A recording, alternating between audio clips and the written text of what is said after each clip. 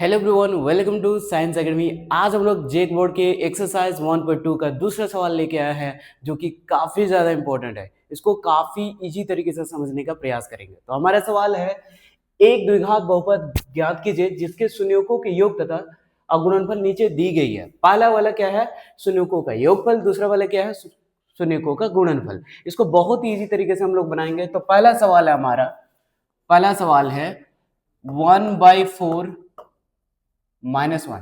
तो पहला वाला जो भी होगा आप उसको मानोगे अल्फा प्लस बीटा, मतलब शून्यकों का योगफल। तो हम लिखेंगे हल में लिखेंगे शून्यकों का योगफल, शून्यकों का योगफल, शून्यकों का योगफल। आप उसको शॉर्टकट क्या लिख सकते हो? शून्यकों का योगफल को अल्फा प्लस बीटा। क्लियर है? क्या दिया हुआ है? शून्यकों का योगफल 1/4, राइट, 1/4 दिया है और अल्फा प्लस बीटा का फॉर्मूला होता है -b/a, राइट, यही होता है। और देखेंगे पहला वाला को मानेंगे क्या? Alpha plus beta. Alpha plus beta की जगह लिखेंगे 1/4 बराबर -b/a, राइट। और यहां देखेंगे a के सीधा में क्या है? 4 है।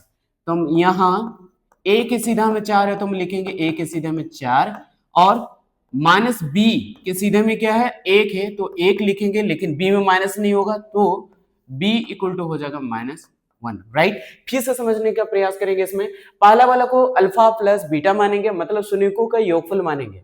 शून्यकों का योगफल लिख दे अल्फा प्लस बीटा और इसका फॉर्मूला होता है -b/a, राइट। कंफ्यूज नहीं होना है कि -b/a कहां से आया, ये इसका फॉर्मूला है। अब अल्फा प्लस बीटा की जगह लिखे इधर वाले साइड को 1/4 लिखे और यहां पर एक फॉर्मूला लिखे। उसके बाद क्या करें? a के सीधा में 4 है तो a के सीधा में 4 लिख दिया, मतलब a का वैल्यू 4 हो गया। और b के सीधा में 1 है तो b के सीधा में 1 लिख दिया, या b में माइनस नहीं होता इसलिए 1 में माइनस दिया। अब आगे दूसरा वाला क्या होता है? शून्यकों का गुणनफल होता है। तो हम लिखेंगे शून्यकों का गुणनफल। क्या लिखेंगे? शून्यकों का गुणनफल, शून्यकों का गुणनफल। शून्यकों का गुणनफल को शॉर्टली लिखा जाता है अल्फा इंटू बीटा। आप ये वर्ड्स नहीं लिखे डायरेक्ट आप अल्फा प्लस बीटा लिख सकते हो। आप ये वर्ड्स नहीं लिखे आप डायरेक्ट लिख सकते हो अल्फा इंटू बीटा। और इसका फॉर्मूला होता है c/a। क्या होता है? c/a होता है। अब दूसरा वाला अल्फा इंटू बीटा मतलब -1 इक्वल टू, अब c, अब यहां देखो c का वैल्यू तो था नहीं इसलिए c की जगह c लिख दिया, बट a का वैल्यू हम लोग निकाल चुके। a की जगह पर क्या लिखेंगे? 4 है तो 4 लिखेंगे। क्लियर है ना? समझेंगे फिर से। अल्फा इंटू बीटा का फॉर्मूला होता है c/a।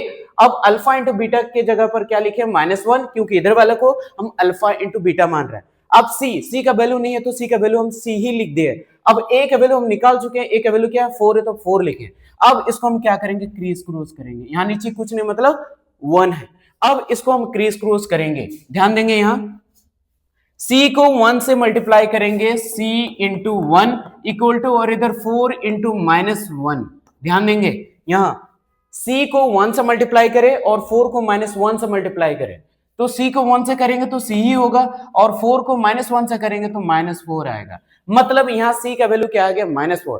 तो यहाँ पर आप सबको मेंशन कर सकते हो। a का वैल्यू आया हमारा 4 और b का वैल्यू आया -1 एंड c का वैल्यू आया -4। ध्यान देंगे, यहाँ a का वैल्यू 4, b का वैल्यू -1 एंड c का वैल्यू क्या निकाले? -4। यहां मेंशन करें क्या लिखना है? द्विघात बहुपद ज्ञात करना है। तो द्विघात बहुपद का फॉर्मूला यहां पर क्या करेंगे? लिखेंगे द्विघात बहुपद बराबर, फॉर्मूला क्या होता है द्विघात बहुपद का? Formula ax² plus bx plus c होता है। अब जिसका जो वैल्यू है हम क्या करेंगे? यहां पर पुट करेंगे। a का वैल्यू क्या है? 4, तो 4 लिखेंगे।